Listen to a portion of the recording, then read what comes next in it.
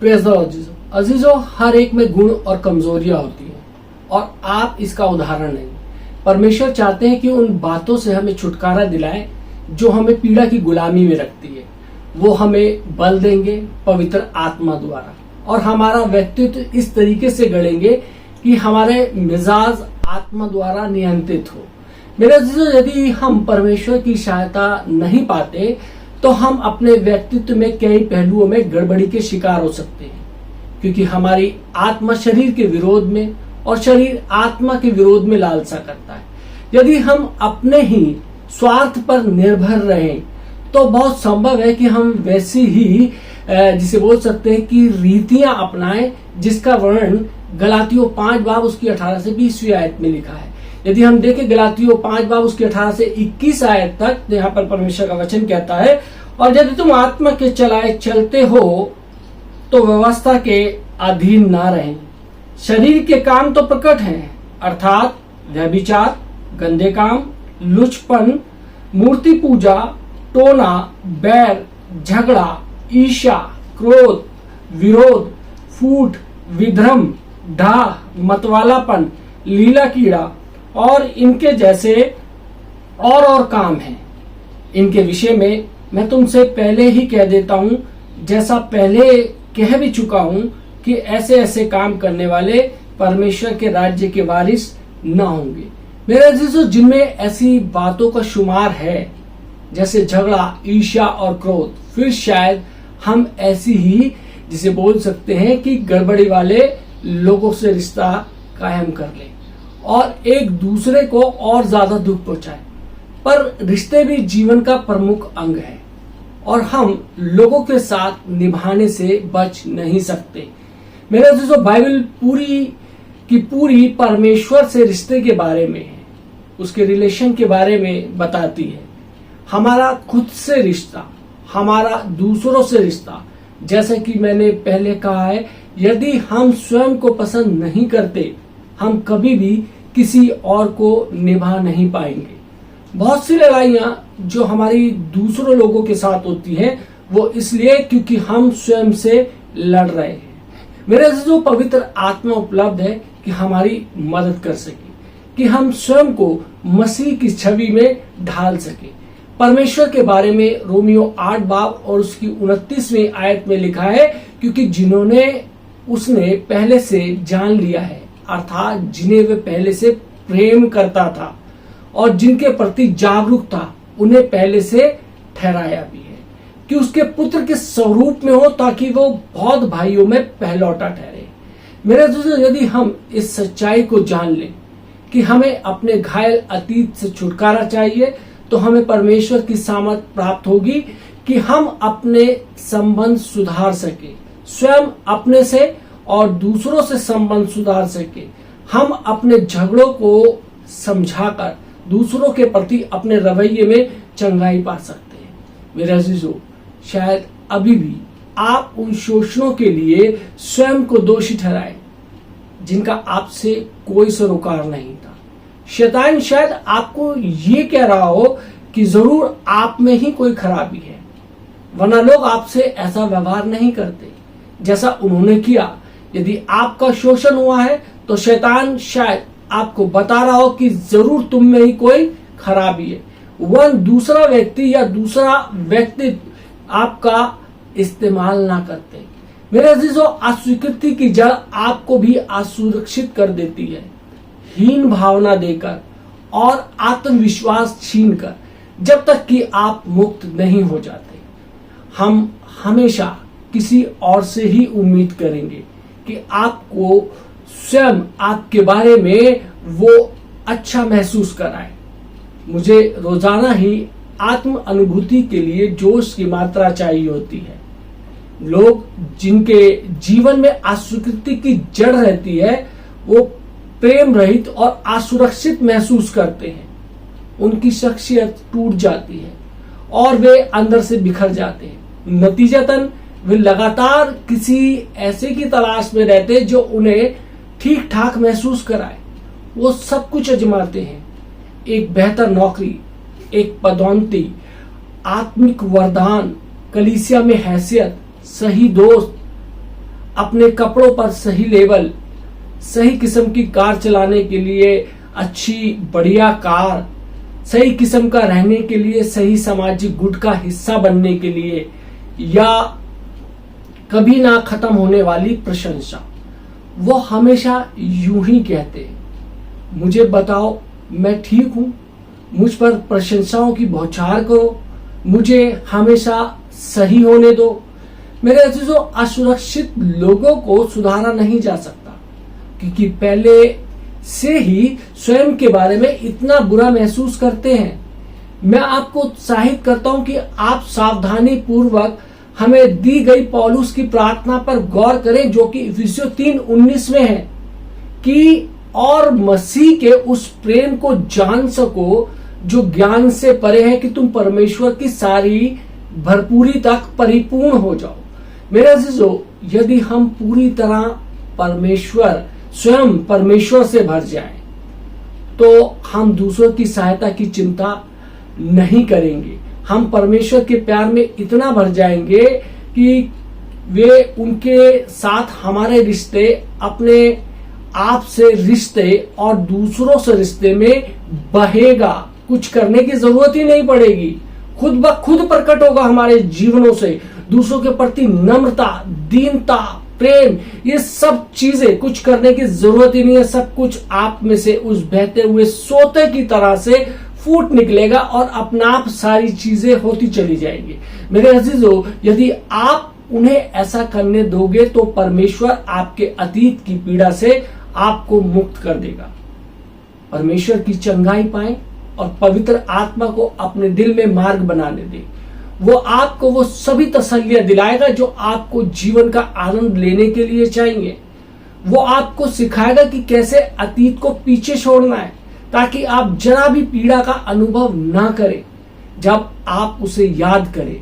समुपदेशक 5 बाब और उसकी 20वीं आयत में ये वायदा किया गया है कि वो व्यक्ति जो पूरी तरीके से अपने आप को परमेश्वर को समर्पित कर देता है, इस जीवन के दिन उसे बहुत स्वर्ण ना रहेंगे, क्योंकि परमेश्वर उसकी सुनकर उसे आनंदमयी रखता है। परमेश्वर का आनंद उसके अंदर छिप गया है, उसके भीतर आ गया है। मेरे अजीजों, भावनात्मक चंगाई और अपने जीवन का आनंद उठाने की आजादी का मार्ग जरूरी नहीं है कि इतना आसान हो। आजादी की ओर बढ़ना बेशक बेहतर है बजाय गुलामी में बंधे रहने से। पहला पतरस 4 बाब उसकी पहली और दूसरी आयत में परमेश्वर का वचन कहता है, इसलिए जबकि मसीह ने शरीर में होकर दुख उठाया, तो तुम भी उसी मनसा को हथियार के समान धारण करो, क्योंकि जिसने शरीर में दुख उठाया वो पाप से छूट गया, ताकि भविष्य में अपने शेष शारीरिक जीवन मनुष्य की अभिलाषाओं के अनुसार नहीं, वरन परमेश्वर की इच्छा के अनुसार व्यतीत करे। मेरे अजीजों, ध्यान से शास्त्र वचन के इस अंश का अध्ययन करें, जो हमें बताता है कि हमें स्वयं को हथियारों से लैस करने की जरूरत है, और वो हथियार है सही विचार। मैं बेहतर यही समझाऊंगा कि मसीह के साथ दुख उठाऊं धार्मिकता के लिए, बजाय इसके कि पाप की दासता में बंधा रहूं। मेरे अजीजों, विजय के लिए बहुत महत्वपूर्ण है कि सही विचार धारण हो। जब मैंने पहले ये जाना कि यीशु कर सकते हैं और उसकी इच्छा है कि मुझे आजाद करे, पवित्र आत्मा मुझे शास्त्र वचन के कई अंशों तक ले गया, उसके कई भागों तक ले गया, जिन्होंने मुझे ये समझने में मदद की कि मेरी विचार धारणा गलत है और मुझे खुद को तैयार करने की जरूरत है या सही सोच के हथियार अपनाने हैं। यदि मैं यीशु को मार्गदर्शन करने दूं और वो सब सहने के लिए तैयार हो सकूं जो मुझे आजाद कराए, तो ये शायद कुछ देर दुख पहुंचाए, पर कम से कम ये दुख होगा जो विजय तक जाता है। एक नया जीवन जो भावनात्मक पीड़ा से मुक्त है। शास्त्र वचनों पर ध्यान देने से पता चलता है हमें विश्वास से चुनना चाहिए कि जब हमें मुश्किल दौर से जा रहे हैं या गुजर रहे हो, तब भी हमें खुश रहें या खुश रहना है, ये जानते हुए कि सही दुख भोग भी अंत में अच्छा फल दिलाएगा। यदि हम देखें रोमियो 5 बाब उसकी 3 और 5 आयत में परमेश्वर का वचन कहता है, केवल यही नहीं वन हम कलेशों में भी घमंड करें, यह जानकर कि कलेश से धीरज और धीरज से खरा निकलना और खरे निकलने से आशा उत्पन्न होती है और आशा से लज्जा नहीं होती, क्योंकि पवित्र आत्मा जो हमें दिया गया है उसके द्वारा परमेश्वर का प्रेम हमारे मन में डाला गया है। मेरे अजीजों, गलत मन की धारणा के कारण बहुत से लोग इस तरह इस हद तक स्थिर नहीं हो पाते कि वे जीवन का आनंद अनुभव कर सके, जीवन की खुशियों को ग्रहण कर सके। सिद्धता में शामिल है स्थिरता। बिना स्थिरता के हम कभी भी सचमुच शांति और आनंद अनुभव नहीं कर पाएंगे। एक सही दुख भोग और एक गलत दुख भोग है। प्रेरित पौलुस ने विश्वासियों को प्रेरित किया कि ये निश्चय जान ले कि वे बुरे कर्मों के कारण दुख नहीं भोग रहे, और यदि वो दुख भोग रहे हैं तो वह धार्मिकता का कारण हो। पहला पतरस 3 बाब और उसकी 14वीं आयत में लिखा है, और यदि तुम धर्म के कारण दुख भी उठाओ तो धन्य हो। वचन 16 में वे हमें निर्देशित करते हैं कि हमें इस तरीके से जीना है, कि इस तरीके से जिए कि हमारा विवेक, जिसे बोलते हैं कि अंतर आत्मा, पूरी तरह शुद्ध हो। और वचन 17 में वो कहता है, क्योंकि यदि परमेश्वर की यही इच्छा हो कि तुम भलाई करने के कारण दुख उठाओ, तो यह बुराई करने के कारण दुख उठाने से उत्तम है। मेरे अजीजों, ये बहुत महत्वपूर्ण है, ये बहुत ही महत्वपूर्ण क्षेत्र है। बहुत से लोग कभी भी आजादी का अनुभव नहीं कर सकते, क्योंकि दुख भोगने के प्रति उनकी धारणा गलत है। आपने मसीही जीवन के किसी पड़ाव पर शायद आपने सुना हो कि यीशु आपको आपके पूरे दुखों से मुक्त करना चाहते हैं, और ये सच है, वो चाहते हैं। तो भी ये एक बदलाव का दौर है, और बदलाव का दौर कभी आसान नहीं होता है। इसमें पीड़ा होती है, इसमें कष्ट होता है। मेरे अजीजों, यदि आप समझ सके तो धर्म का दुख भोग संशोधक आग की तरह काम कर सकता है, जब वचन अपना विशेष अर्थ रखते हैं जो हमें महान दिलासा दिलाते हैं। वचन कहता है, परंतु उसके आने के दिनों को कौन सह सकेगा, और जब वे दिखाई दे तब कौन खड़ा रह सकेगा, क्योंकि वे सुनार की आग और धोबी के साबुन के समान है। वो रूपे का ताने वाला और शुद्ध करने वाला बनेगा, और लेवियों को शुद्ध करेगा और उनके सोने रूपे की नाई निर्मल करेगा। तब वे यहोवा की भेंट धर्म से चढ़ाए जाएंगे। मेरे अजीजों, मैं आपको एक कहानी सुनाना चाहता हूं जो मैंने कभी सुनी थी, जो इस विषय पर प्रकाश डालती है। यूरोप में एक व्यक्ति सुनार की दुकान पर गया और उसे कुछ चीजें पसंद आई जो वे खरीदना चाहता था। पूरा समय जब वह दुकान के अंदर था, उसने कभी दुकानदार को नहीं देखा।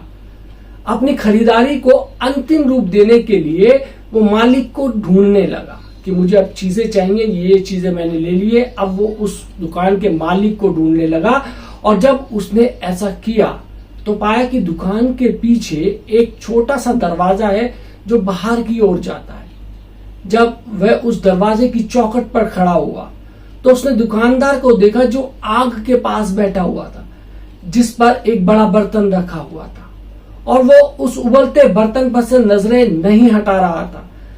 तब भी जब खरीदारी को उत्सुक ग्राहक उससे बात करने की कोशिश कर रहा था कि मुझे ये चीजें चाहिए, कि वो उसकी कुछ खरीदे चीजें जो है वो खरीदना चाहता है, उस ग्राहक ने पूछा कि क्या वह कुछ समय के लिए जो कर रहा है उसे छोड़कर अंदर नहीं आ सकता, उसकी खरीदारी नहीं निपटा सकता।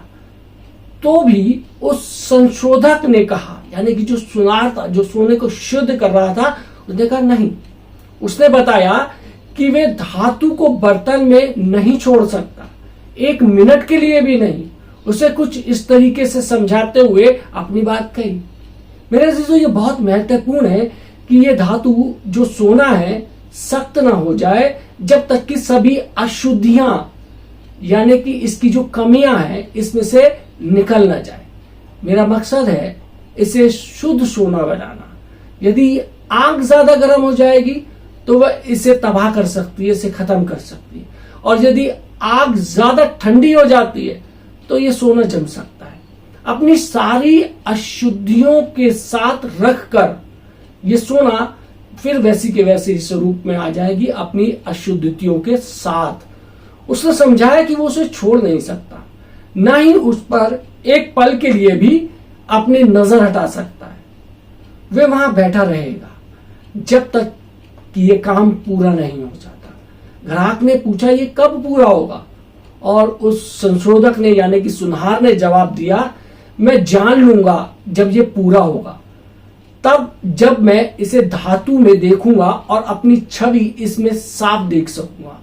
मेरे अजीजों, मेरे लिए ये इतनी खूबसूरत है क्योंकि ये मुझे बताती है कि परमेश्वर हम मेरे जीवन का मार्गदर्शन कर रहा है और मुसीबतों में भी मुझ पर नजर रखे हुए है, और उन परीक्षाओं में भी जो मुझे झेलनी पड़ती है कि वो इतनी कठिन ना हो जाए, वो भी इसका ध्यान रखते हैं कि पर्याप्त दबाव बना रहे ताकि मुझ में काम होता रहे।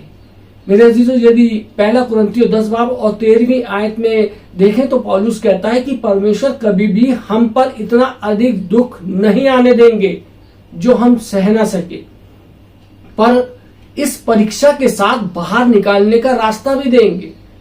हम परमेश्वर पर भरोसा कर सकते हैं कि हमसे हमारी क्षमताओं से अधिक सहने की उम्मीद नहीं करते। मेरी मानिए, परमेश्वर जानते हैं कि आप सक्षम हैं उससे भी ज्यादा सहने को जो आप सह रहे हैं। उस पर विश्वास करें और वह आपको संशोधन की प्रक्रिया से गुजार कर बाहर निकालेगा ताकि आप खरा सोना बन सकें। यदि आपके जीवन के अंदर कुछ परेशानियां चल रही हैं, दुख आया हुआ है जिसके देखकर आप सोच रहे हैं कि मैं इसे नहीं सह सकता, तो आपका सोचना गलत है। आप उससे भी अधिक सह सकते हैं। परमेश्वर जानता है कि कब रोकना है। परमेश्वर हमारे सारी चीजों को जानता है, हमारे पूरे जीवन को जानता है। वो हमारे को निखारना चाहता है, उस शुद्ध सोने के समान बनाना चाहता है ताकि उसकी छवि हमारे अंदर दिखाई दे। हमें चाहिए कि आज के समय के अंदर परमेश्वर की छवि हमारे अंदर दिखाई दे। परमेश्वर आप सबको आशीष दे। आमीन। आइए हम दुआ मांगें। महान सामर्थी पिता परमेश्वर, धन्यवाद देते हैं परमेश्वर आज के सुंदर वचन के लिए, जिसमें देखा परमेश्वर हमने सीखा कि परमेश्वर कोई भी मुश्किलात यदि हमारे जीवन में है तो परमेश्वर प्रभु यीशु मसीह तेरी निरंतर निगाहें हमारे को देखती रहती है और हमारे को कभी भी उन दुख और मुसीबत, उन परीक्षाओं में अकेले नहीं छोड़ती। हम जानते हैं कि परमेश्वर हमारे जीवन में उतनी ही परीक्षाएं आती हैं जितने कि हम सह सके, क्योंकि हम जानते हैं कि जितना बड़ा विश्वासी होगा उतनी बड़ी उसकी परीक्षा होगी। हाँ परमेश्वर, क्योंकि परमेश्वर तू हमारे मापदंडों को जानता है कि किस प्रकार से हम इन चीजों से निकल सकते हैं। यदि आज कोई भी भाई या बहन परमेश्वर प्रभु यीशु मसीह ऐसी समस्याओं का सामना कर रहा है जिसे वो सोच रहा है कि मैं इसे नहीं सह सकता, तो परमेश्वर तू उसे सामर्थ देना परमेश्वर, ताकि वो उस सोने के समान निखर कर बाहर आ सके और अपने जीवन को परमेश्वर प्रभु यीशु मसीह तुझको समर्पित करने वाला हो सके, तेरे पीछे चलने वाला हो सके। आए खुदावन प्रभु यीशु मसीह तुझसे विनती करते हैं, जितने लोगों ने परमेश्वर आज का ये वचन सुना है उन पर, उनके परिवारों पर प्रभु जी आपकी आशीष हो। यीशु मसीह के नाम से मांगते हैं, आमीन।